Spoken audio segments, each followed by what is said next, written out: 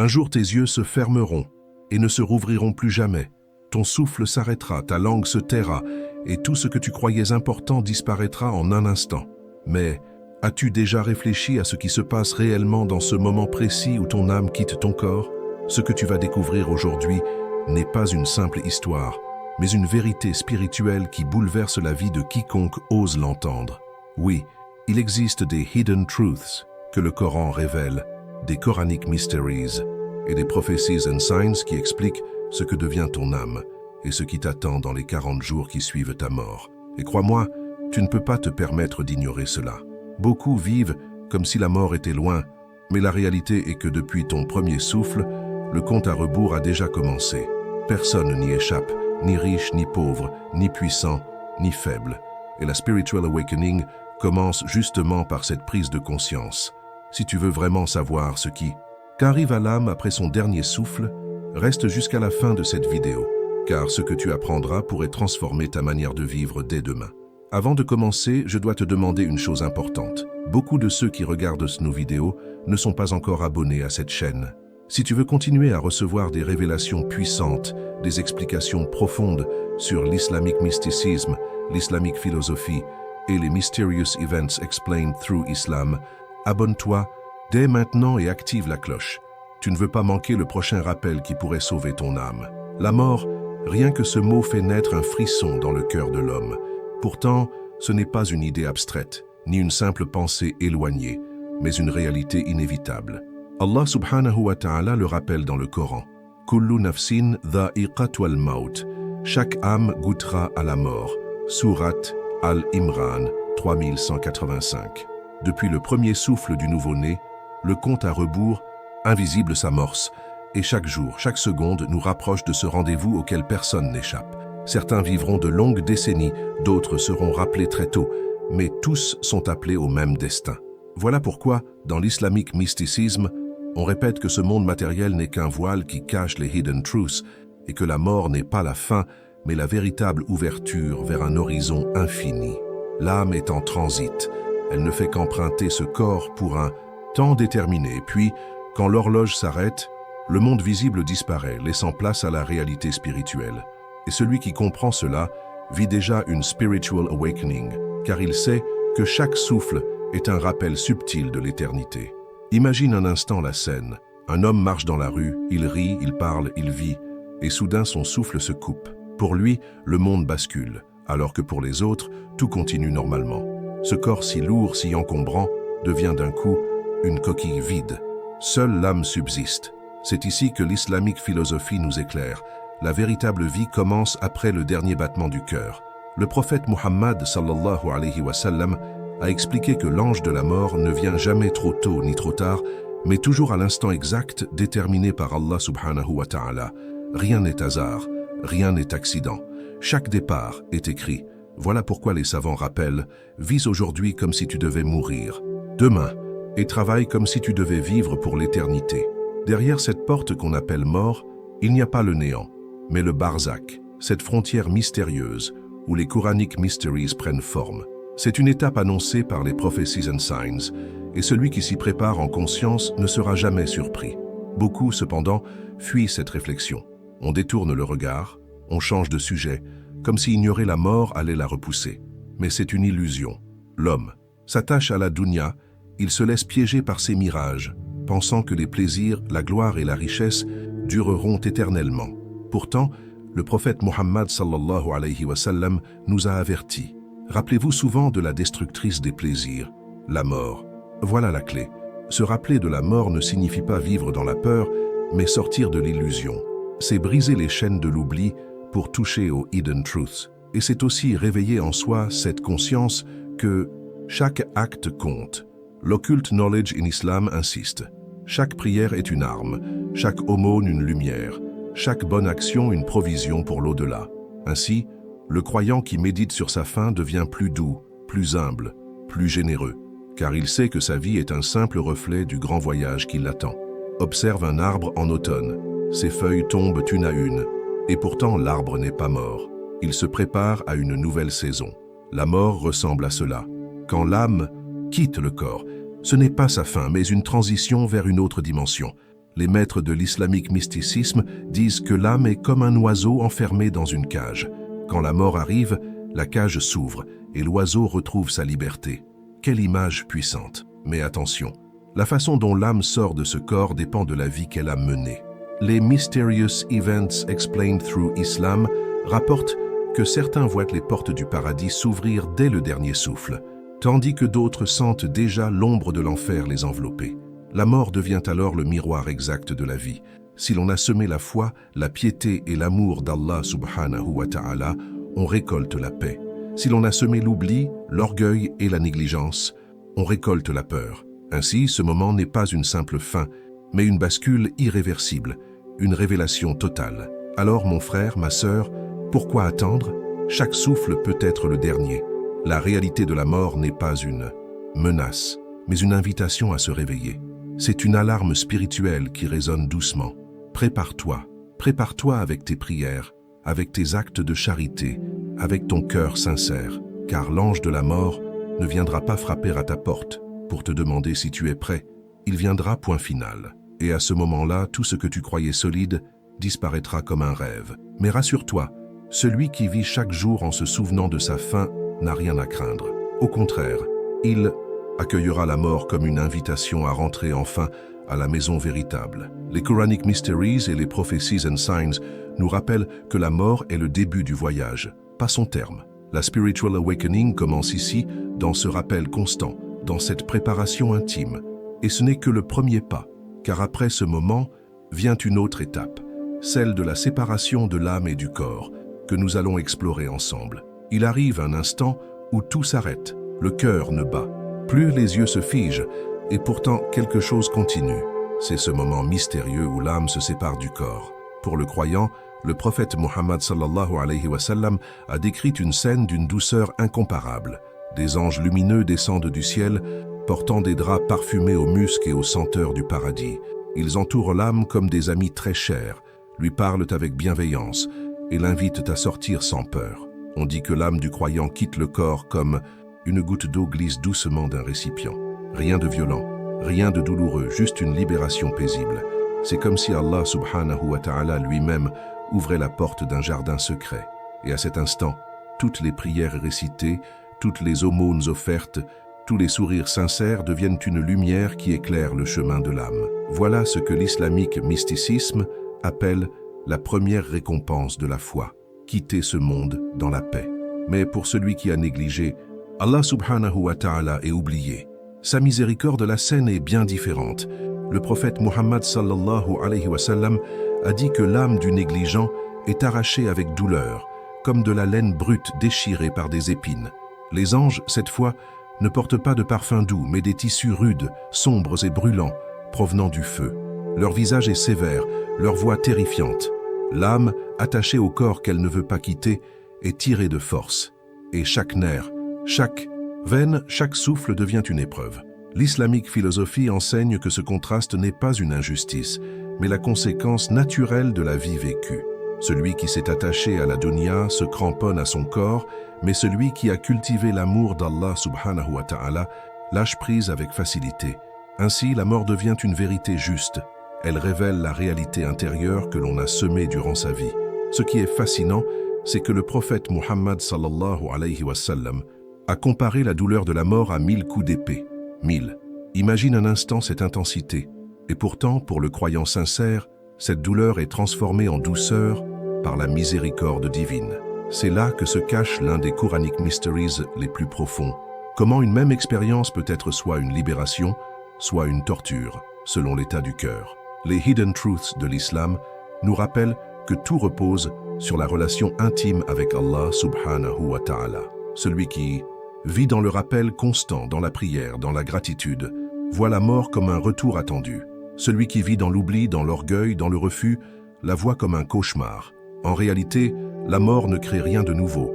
Elle ne fait que dévoiler ce qui était déjà là, au fond de l'âme. Tu vois, cette séparation est comme une naissance inversée. Lorsqu'un enfant vient au monde, il pleure, il crie, il quitte un environnement confortable pour un univers inconnu. Lorsqu'une âme quitte le corps, c'est pareil, mais dans l'autre sens. Le corps devient inutile, comme un vêtement usé, et l'âme sort pour rejoindre son destin. Les Mysterious Events Explained Through Islam racontent que certains croyants voient déjà les portes du paradis s'ouvrir, entendent des chants angéliques, sentent des parfums célestes. D'autres, au contraire, sont plongés dans une obscurité étouffante, une peur paralysante, entourée de visions de feu. Cela peut sembler dur, mais c'est en réalité une immense preuve d'amour divin. Allah subhanahu wa ta'ala montre déjà à chacun où il se dirige, pour qu'il comprenne que ce monde n'était qu'un passage. Alors réfléchis, qu'est-ce qui t'attend au moment où ton âme sera appelée? Seras-tu accueilli par des anges, au visage lumineux, portant des parfums doux, t'invitant à rejoindre le repos éternel? Ou seras-tu arraché de ton corps dans la douleur, entouré de figures sombres et effrayantes? La Spiritual Awakening naît précisément de cette question. Car, si tu médites sur ton propre départ, tu changes dès aujourd'hui ta manière de vivre. Tu pries avec plus de sincérité. Tu aides avec plus de générosité. Tu aimes avec plus de profondeur. Car tu sais que chaque geste est une graine et qu'au moment de la séparation, ce sont ces graines qui se transformeront en parfum ou en feu. La mort n'est pas injuste, elle est juste. Et c'est ce qui nous pousse maintenant à la prochaine étape de ce voyage, l'interrogatoire dans la tombe. Quand le corps est lavé, enveloppé dans son linceul blanc et enterré dans la terre froide. Les proches pleurent, mais pour l'âme commence une réalité bien plus saisissante. Tout ce qui semblait solide, la maison, les amis, l'argent, la réputation, disparaît en un instant. L'âme s'éveille dans un nouvel univers, le barzakh, ce monde intermédiaire décrit dans l'islamique mysticisme comme une frontière invisible. Et là, les premiers instants sont décisifs. Le prophète Muhammad sallallahu alayhi wa sallam a décrit avec précision ce moment. Deux anges, Munkar et Nakir, viennent à l'âme.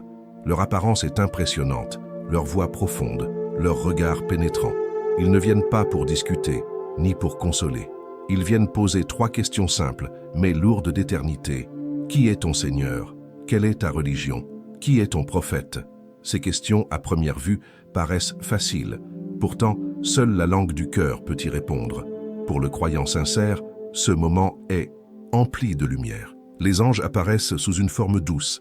La voix résonne comme une mélodie familière, et les réponses coulent naturellement. Mon Seigneur est Allah subhanahu wa ta'ala. Ma religion est l'islam, et mon prophète est Muhammad sallallahu alayhi wa sallam. Ces paroles ne viennent pas d'un apprentissage mécanique, mais d'une foi vécue, incarnée chaque jour dans la prière, la charité et le rappel constant. C'est pourquoi les savants disent que la Spiritual Awakening d'ici-bas prépare les réponses de l'au-delà. Celui qui a nourri son âme de Quranic Mysteries et d'Occult Knowledge in Islam ne connaît pas la confusion dans la tombe. Il parle avec assurance, avec une sérénité profonde, et aussitôt, la tombe s'élargit. Une fenêtre s'ouvre vers le paradis, des parfums doux envahissent l'espace, une brise légère caresse l'âme, et une voix lui dit « Dors comme le sommeil de l'époux bien-aimé. Quelle paix, quel réconfort !» Mais pour celui qui a vécu dans l'oubli, c'est un tout autre scénario. Les anges Munkar et Nakir apparaissent de manière terrifiante. Leur présence pèse comme une montagne. Les questions résonnent, mais l'âme hésite, bafouille, se trompe. Car les réponses ne viennent pas de la mémoire, mais de la vérité vécue. Celui qui n'a pas reconnu Allah subhanahu wa ta'ala dans sa vie quotidienne ne peut pas le reconnaître dans la tombe. Celui qui a méprisé les prophéties and signs ne peut pas soudainement citer le nom du prophète Muhammad, sallallahu alayhi wa sallam. Et alors la tombe se resserre. Les murs semblent écraser le corps. Une fenêtre s'ouvre, non pas vers le paradis, mais vers le feu. Une chaleur suffocante envahit l'espace. Une obscurité glaçante recouvre l'âme. Voilà l'horreur de l'oubli. Voilà pourquoi l'islamique philosophie insiste tant sur l'importance de vivre avec conscience. Ce moment d'interrogatoire est le miroir exact de la vie terrestre. Il ne juge pas seulement les mots, mais surtout la sincérité. Beaucoup connaissent les formules, mais combien les vivent réellement? C'est là que les hidden truths prennent sens. Le cœur est le véritable témoin. Celui qui a aimé Allah subhanahu wa ta'ala, qui l'a invoqué dans ses prières, qui l'a servi dans ses actions, trouve ses réponses prêtes. Celui qui a récité le Coran avec amour, qui a médité sur ses versets, qui a pratiqué les enseignements du prophète Muhammad sallallahu alayhi wa sallam, voit son cœur s'illuminer dans la tombe. À l'inverse, celui qui a prié par habitude, qui a parlé d'Allah sans y croire, se retrouve démuni. Ainsi, l'interrogatoire devient la première grande vérité révélée. C'est un examen qui ne trompe pas, où seule la lumière du cœur guide la langue. Réfléchis un instant, si ce moment arrivait maintenant, que répondrais-tu? Est-ce que ta vie entière témoignerait pour toi? Est-ce que tes prières, tes aumônes, tes bonnes actions se lèveraient comme des témoins? Ou est-ce que tes manquements, tes oublis et tes désirs matériels te trahiraient? La Spiritual Awakening commence par cette prise de conscience. Les 3 questions de la tombe ne sont pas des devinettes, mais le résumé de toute une existence. Et c'est là que l'on comprend. Chaque jour est un entraînement, chaque prière une préparation, chaque acte une réponse anticipée. Voilà pourquoi les Quranic Mysteries nous guident. Ils nous montrent comment transformer chaque instant de notre vie en une preuve vivante de notre foi. Mais ce n'est que le début, car après cet interrogatoire, une autre réalité s'installe, celle des 40 jours qui suivent la mort. Un mystère que nous allons explorer ensemble. Il existe un moment mystérieux que beaucoup ignorent, les 40 premiers jours après la mort. Dans les traditions islamiques, cette période est décrite comme un temps particulier où l'âme garde encore un lien subtil avec le monde des vivants. Les savants du islamique mysticisme expliquent que la mort n'est pas une coupure brutale, mais une transition progressive, comme le soleil qui disparaît derrière l'horizon, mais laisse sa lumière illuminer le ciel quelques instants encore. L'âme continue d'avoir une résonance, une trace, une vibration perceptible. Certains récits rapportent que, durant cette période, l'âme peut apparaître dans les rêves des proches ou même visiter des lieux familiers qu'elle avait aimés de son vivant. Ce n'est pas une superstition, mais l'un de ces Quranic Mysteries qui nous rappelle que la mort n'est pas une disparition mais une transformation. Et cette transformation touche aussi bien les vivants que les morts, car les actes des uns continue d'influencer le sort des autres. Tu sais, dans ces 40 jours, chaque prière, chaque invocation, chaque aumône offerte pour l'âme du défunt agit comme une lumière directe envoyée dans sa tombe. Le prophète Muhammad sallallahu alayhi wa sallam a dit que l'aumône, la science utile et la prière de l'enfant pieux continuent à apporter des récompenses même après la mort. C'est ce que les savants appellent la sadaqa jariya. Imagine, tu offres de l'eau à un pauvre, tu plantes un arbre, tu enseignes une sourate à ton enfant, et ces actions, même après ta mort, deviennent des cadeaux envoyés sans cesse dans ta tombe. Voilà une hidden truth précieuse. Nos œuvres ne s'arrêtent pas avec notre dernier souffle. Les Prophecies and Signs avaient déjà annoncé que la vraie richesse d'un homme n'est pas son argent, mais ce qu'il laisse derrière lui comme héritage spirituel. Ainsi, les 40 jours deviennent une période où les liens familiaux et communautaires se révèlent puissants, car chaque prière des vivants est comme un parfum qui apaise l'âme du défunt. Certains témoignages de pieux rapportent avoir rêvé de leurs proches dans cette période. Ils apparaissaient apaisés, souriants, parfois vêtus de blanc lumineux, et demandaient qu'on continue de prier pour eux. D'autres, au contraire, apparaissaient tristes, demandant pardon, réclamant des invocations. Ces récits, loin d'être de simples songes, sont vus dans l'occult knowledge in Islam comme des signes, car les rêves sont parfois une porte entre les mondes. Ils reflètent cette connexion invisible que le Coran évoque lorsqu'il parle du barzakh. Et ces visions ne sont pas là pour effrayer, mais pour rappeler aux vivants leurs responsabilités. Ainsi, durant ces 40 jours, l'âme goûte aux fruits de ses œuvres passées, mais reçoit aussi les présences spirituelles envoyées par les siens. C'est un moment de miséricorde divine, où Allah subhanahu wa ta'ala permet au lien de continuer, même après la séparation physique. Pense un instant à la beauté de ce système. La dunya nous pousse à croire que tout est coupé net après la mort. Mais l'islamique philosophie nous montre une logique divine subtile. Rien ne se perd, rien ne disparaît. Chaque action, chaque mot, chaque invocation circule entre les mondes. Les Mysterious Events Explained Through Islam rapportent que certains saints percevaient des âmes visiter des lieux familiers, comme la maison, la mosquée, ou même l'endroit préféré où ils aimaient prier. Ce n'est pas parce qu'ils n'avaient pas accepté leur mort, mais parce que Allah subhanahu wa ta'ala autorise parfois ces instants de proximité pour apaiser les cœurs des vivants. Les 40 jours deviennent alors comme un pont. Les morts reçoivent des cadeaux spirituels et les vivants reçoivent des rappels puissants. Ceux qui méditent sur ce mystère comprennent que la mort n'est pas la fin des relations, mais leur transformation. Alors, mon ami, imagine la scène. Quelqu'un que tu aimes est parti. Tu te tiens en prière, tu récites Yassine, tu offres une aumône en son nom, et au même instant, Son âme reçoit ce présent comme un rayon de lumière dans sa tombe. Tu dors, et dans un rêve, il te sourit pour te remercier. Voilà une hidden truth qui change la manière de vivre et de mourir. La spiritual awakening consiste à comprendre que tes actes dépassent ta propre existence. Chaque bienfait que tu sèmes ici-bas continue d'agir là-bas. Et ces 40 jours après la mort ne sont pas une superstition culturelle, mais une révélation de la miséricorde divine. Mais ce n'est qu'un début, car derrière cette période, une autre réalité encore plus profonde se déploie, la signification spirituelle de ces 40 jours que nous allons explorer maintenant. Dans le silence de la tombe, ce qui protège véritablement l'âme n'est ni l'or, ni les diplômes, ni les honneurs du monde, mais la force du Coran et des bonnes actions. Le prophète Muhammad sallallahu alayhi wa sallam a dit que la sourate Al-Mulk agit comme un bouclier contre le châtiment de la tombe.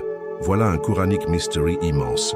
Une simple récitation faite avec foi et constance devient une armure spirituelle que même les anges redoutent de franchir. Imagine, chaque nuit, avant de dormir, tu récites Al-Mulk.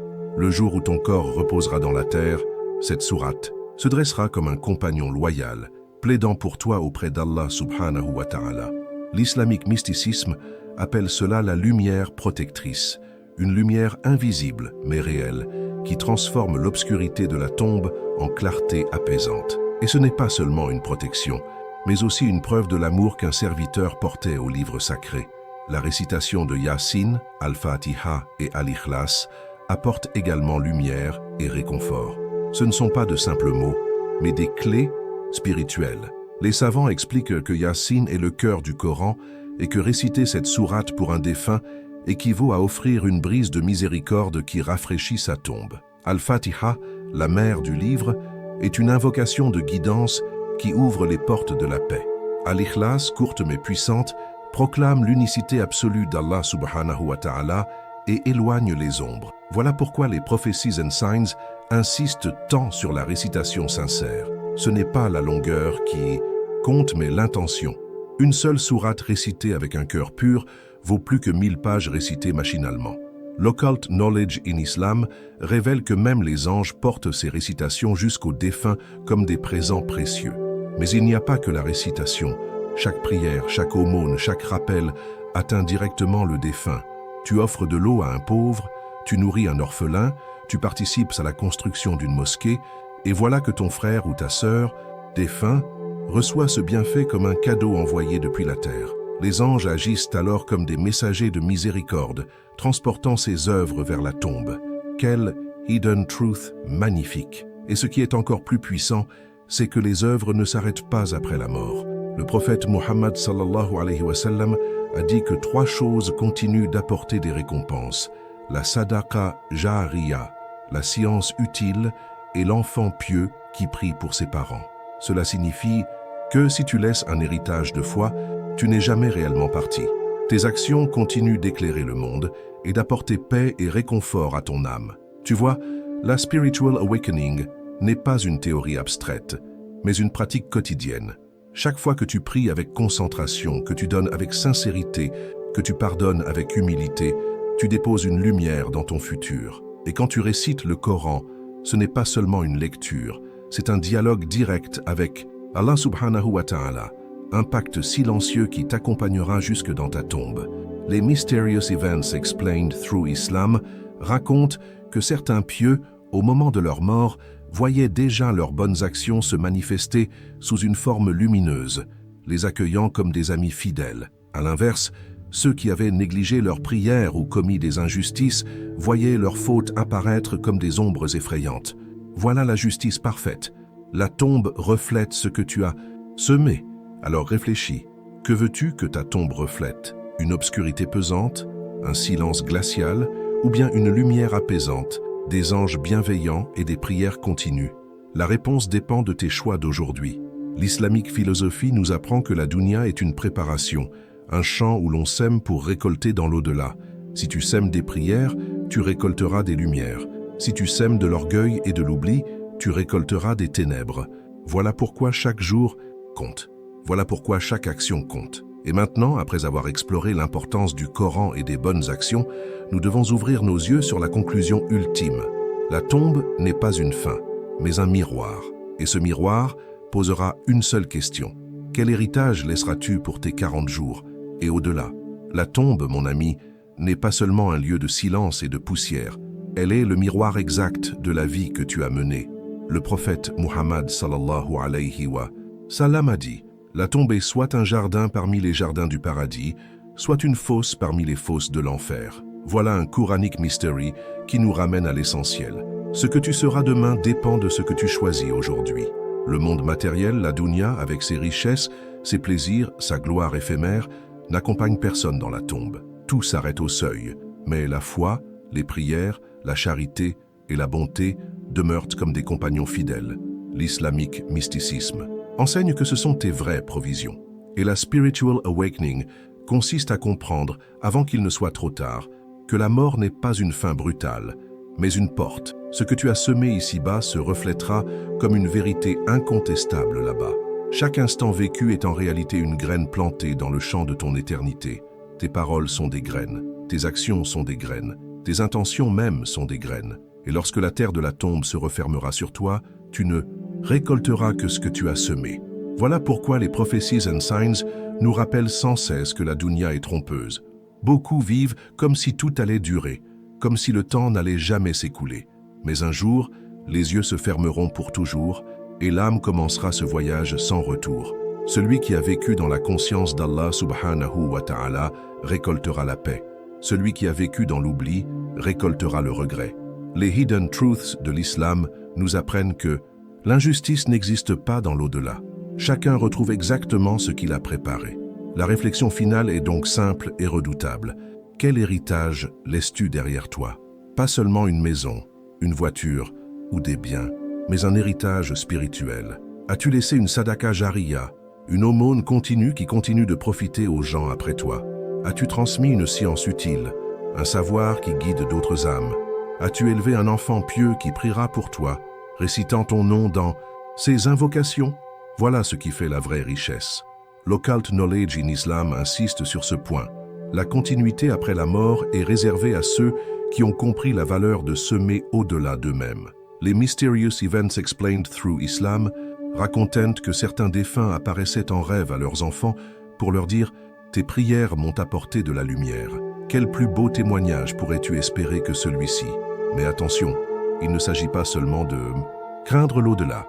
La spiritual awakening n'est pas un état de peur, mais un état d'amour et de préparation.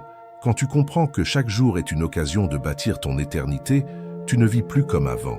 Tu pries avec plus de concentration, tu pardonnes plus vite, tu aides avec plus de sincérité, tu t'éloignes des illusions de la dunya et tu te rapproches de la vérité éternelle. C'est cela, le but de la vie, préparer la rencontre avec Allah subhanahu wa ta'ala dans la joie et non dans la honte.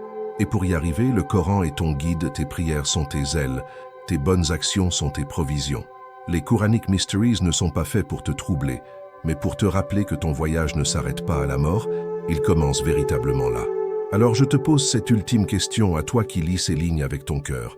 Si aujourd'hui était ton dernier souffle, qu'aurais-tu préparé pour tes 40 jours et pour l'éternité?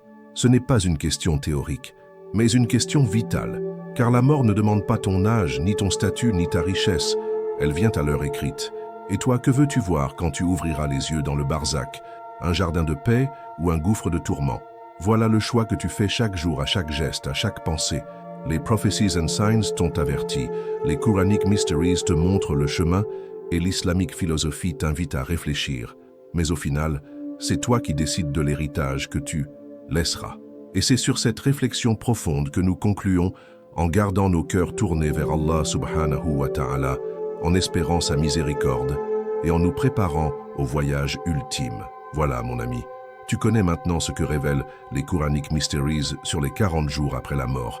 Mais une question demeure, es-tu vraiment prêt pour ce voyage?